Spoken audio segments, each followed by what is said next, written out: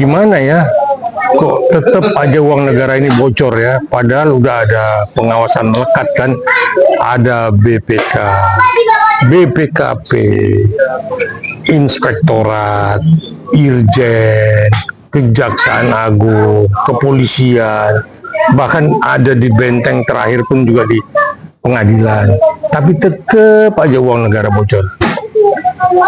Kasihan negara ini akhirnya digerogotin terus. Untung ya, untung kita ketemu sama presiden yang ingin memang membenahi negara ini. Serius dia membenahi negara ini dengan membuat statement penegakan hukum dan mengancam para koruptor untuk berhenti melakukan kejahatan menggerogoti uang negara. Kembali lagi nih dengan mediadpr.com. Nah, kali ini ya kan kita terpaksa harus nguber ini Bang Muara Kartani. Dia katanya lagi ada di Cilangkap. Ya, terpaksa kita ke sana. Bang Muara, lagi apa nih di Cilangkap nih, Bang? Saya karena besok hari Senin libur, terus teman-teman pada undang golf, maka saya driving hari Minggu ini. Yang sebenarnya mesti istirahat kan, tapi saya bawa untuk driving supaya besok mainnya tidak terlalu jelek. Karena main taruh-taruhan. Ya. Bang Muara, sorry nih ya. Kita dari tim redaksi mediadpr.com terpaksa nih harus lari ke Cilangkap ngubarin Abang, ya kan? Karena gini Bang, ada kasus yang lagi viral nih Bang. Ya terpaksa ya Bang ya. Itu karena ada oknum BI lagi Bang, ya kan? Oknum BI lagi ternyata kong kali kong dengan anggota DPR Komisi 11 Bang, ya, tentang dana CSR Bang. Boy, orang BI sama orang DPR Bang, udah tahu belum nih Bang kasusnya Bang? Ini cerita 4 bulan lalu memang sudah muncul tenggelam, tapi ketika Presiden mau memberantas korupsi dengan statement yang keras, akan disikat semua. Mulai para penegak hukum bergerak, ya, BPK bergerak, KPK bergerak, Kejaksaan Agung bergerak, tapi justru banyak nanti menyeret anggota-anggota legislatif di Senayan, bahkan oknum BPK, oknum di KPK. Jadi mungkin juga di Kejagung juga ada oknum yang terlibat ya, karena ini udah menguap, karena sudah berlangsung lama. Ya mungkin nanti anggota legislatif lama itu akan dipanggil semua untuk didengar keterangannya. Tapi nggak main-main ini, hampir semua Komisi 11 nerima bancaan itu. Nah, berapa triliun uang itu akhirnya terbongkar. Nah, inilah yang nanti kita minta tidak menguap begitu aja, seperti kasus yang di Goa itu, yang pemalsuan uang itu hampir 10.000 triliun. Nah, ini mudah-mudahan serius, karena saya lihat nggak main-main. Pak Prabowo udah wanti-wanti, jangan main-main lo, udah mesti harus kembali ke jalan yang benar supaya Republik ini jadi benar. Kita miris gitu ya sebagai rakyat Indonesia Bang, ya gitu ya, punya instrumen negara yang nggak berjalan gitu, nggak berfungsi dengan baik gitu loh Bang, ya kan? Pengawasan ketat itu sudah melekat gitu Bang, sebagai aparatur negara gitu ya. Ada DPR, ada Irjen, ada Inspektorat, ada KPK, ada BPK, ada apa lagi nih? Anggota DPR udah belum tadi?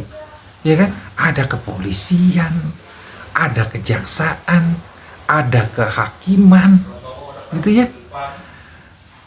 Kurang apa gitu loh, ya kan? Bingung kita nih, korupsi semakin menggila gitu ya. Harus bagaimana nih Bang, ya kan? Sebenarnya negara ini ada apa sih Bang gitu ya?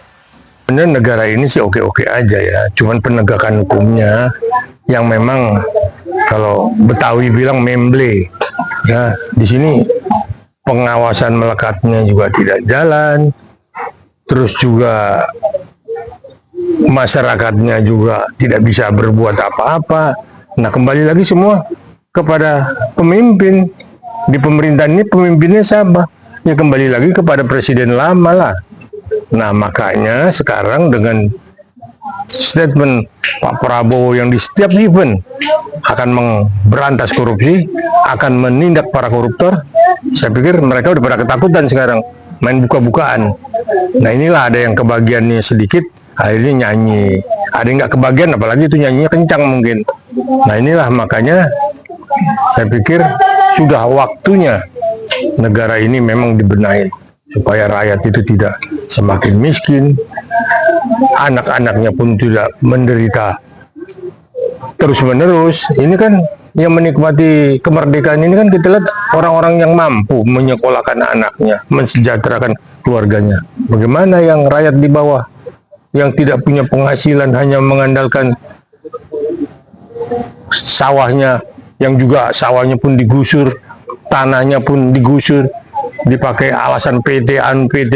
Nah disinilah saya pikir pengaruh dari oligarki-oligarki itu yang terlalu jahat, dan semua oligarki ini membina oknum-oknum pemerintahan, oknum TNI, oknum kepolisian. Nah itu sekarang udah mulai buka-bukaan nih dengan kasus pagar di PIK 2. Nah udah mulai keluar semua siapa-siapa yang ada purnawirawan yang katanya komisaris di sini, komisaris di kantornya oligarki segala macam, di PT-nya oligarki. Ini udah mulai ketakutan sekarang, udah panas dingin, karena ini pasti diseret. Saya yakin akan diseret dan akan diadili dan akan dihukum seberat-beratnya. Nah kalau Senayan yang orang-orang baru, nah dia sih senang ya, artinya dia akan membawa negara ini mungkin jauh, akan lebih baik ke depan ketimbang yang lalu-lalu itu doyan-doyan duit semua kan. Kembali lagi nih kita ke BI bang, ya ada apa sama BI ini bang, ya kenapa sudah mulai terungkap bang, ya kan? Apakah disebut oknum BI bang, atau ada yang lain juga bang? Kita nggak tahu nih bang. Tapi di BI bang, oknum-oknum di BI bang, kemarin ada yang terlibat loh, ya terlibat di pemalsuan uang bang. Gila bang, BI itu instrumen utama bang buat negara Republik Indonesia bang, bisa terlibat. Gimana ceritanya tuh bang? Sekarang bang, kong kali kong lagi bang, dana CSR bang, jumlahnya triliunan bang, ya kan? Itu dilempar bang, ya kan? Kemudian balik lagi ternyata uangnya digunakan oleh anggota DPR Komisi 11 bang. Itu gimana bang? BI ini ada apa juga nih? Ya itu tadi, penegakan hukumnya memang rapuh, sangat rapuh. Jadi bukan hanya BI, oknum BI yang ini mungkin baru sebagian kecil yang terbongkar. Mungkin di kementerian-kementerian lain ataupun di departemen-departemen lainnya atau di lembaga-lembaga lain kita belum tahu. Ini semua akan ke sana ya, semua akan menuju kepada pembersihan ke dalam. Nah jadi saya pikir kalau BI memang tempatnya uang, ya itu kans untuk mencuri uang ya sangat besar ya. Apalagi kemarin itu yang di Goa itu kan orang BI sendiri yang terlibat di dalam. Nah saya pikir kalau pemerintah tidak tegas, pemerintah tidak mengambil langkah ya seperti yang disampaikan oleh Pak Presiden di setiap event, maka mereka akan terus merajalela menggerogoti duit negara. Nah, kita bersyukurlah mempunyai presiden ya yang memang serius akan memberantas korupsi, membenahi negara ini, dan membuat rakyat menjadi makmur, menjadi sejahtera, dan bisa rakyat itu makan satu hari 3 kali. Kita nih salah satu lah rakyat jelata gitu loh, ya bang. Udah muak bang lihat koruptor di mana-mana bang, ya kan? Dari hulu sampai hilir bang, koruptornya ada gitu.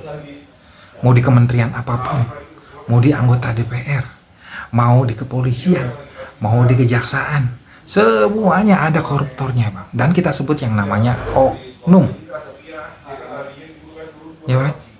Terus kita ini negara yang kaya raya, Bang. Ya. Gimana nih, Bang? Abang kan sebagai seorang pengamat politik, juga praktisi hukum, Bang. Ya kan? Biar rakyat ini sejahtera, Bang. Ya, nggak ada lagi loh koruptor-koruptor di Indonesia, Bang. Gimana, Bang, caranya, Bang? Ya, semua kembali lagi kepada penegakan hukum. Benteng terakhir itu ada di Mahkamah Agung, ya. Mulai dari penegakan hukum di kepolisian, di kejaksaan, sampai di pengadilan, bahkan sampai di tingkat Mahkamah Agung. Kuncinya itu di Mahkamah Agung. Kalau hakim masih seperti yang kemarin-kemarin, ya nggak jalan, ya. Kayak apapun isi dari KUHP, ya, kayak apapun isinya, ini ingat, kayak apapun kerasnya, kayak apapun ancaman hukumannya, ya, seperti diatur dalam KUHP, tapi kalau masih hakimnya jual beli pasal, inilah kejadian. Masa tempo hari kita lihat seorang mantan hakim agung bisa menyimpan uang 1 triliun, ya, batangan emasnya seberapa banyak, itu yang ketahuan. Yang nggak ketahuan kan kita nggak tahu, kan. Itu baru 1 orang. Terakhir lagi kasus Surabaya, istri mantan KPN, di mobilnya bisa ada uang 21 miliar. Ini kan luar biasa, ya. Nah, itu kembali lagi memang, ya, kalau rakyat ini udah capek, kalau dibilang rakyat ikut mengawasi, terus yang dituangkan oleh wakil-wakilnya, nah wakil-wakilnya seperti itu, ya, wassalam semuanya.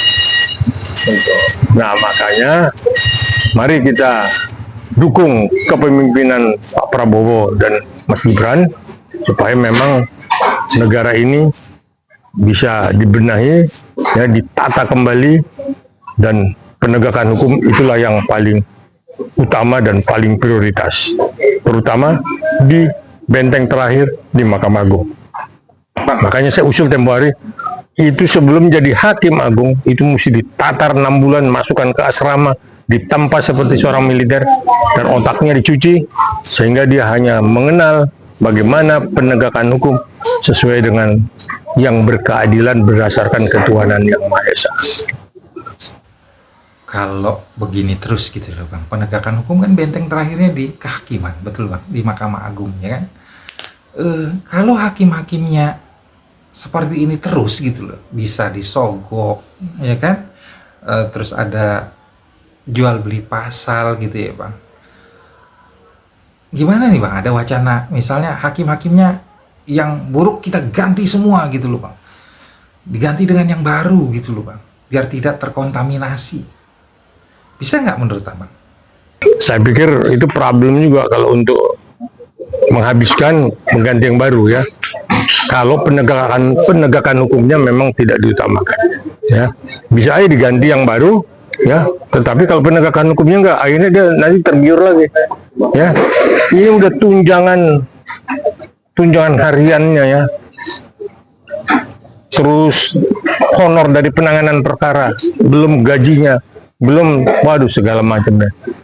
Demo lagi tempo hari mau minta kenaikan gaji itu orang ke orang-orang pengadilan itu, hakim-hakim itu. Nah, jadi saya pikir siapapun orangnya, ya, kalau penegakan hukumnya nggak jalan, pasti dia akan nyeleneh dan dia akan terpengaruh dengan duit. Ya, tapi kalau dia sudah takut sama Gusti Allah, dia taat kepada pemerintah dengan dia menghormati, sayang dan setia kepada negara, bangsa, dan rakyat, mungkin dia akan lain di dalam otaknya itu, jadi tidak ada otak kriminal mau ngerampok uang rakyat. Iya nih, Bang Muarakarta. Terima kasih nih atas masukan-masukannya yang pastinya sangat berarti nih buat penegakan hukum, Bang, di negara tercinta ini, Bang. Sandi Wiratama, mediadpr.com melaporkan dari Cilangkap.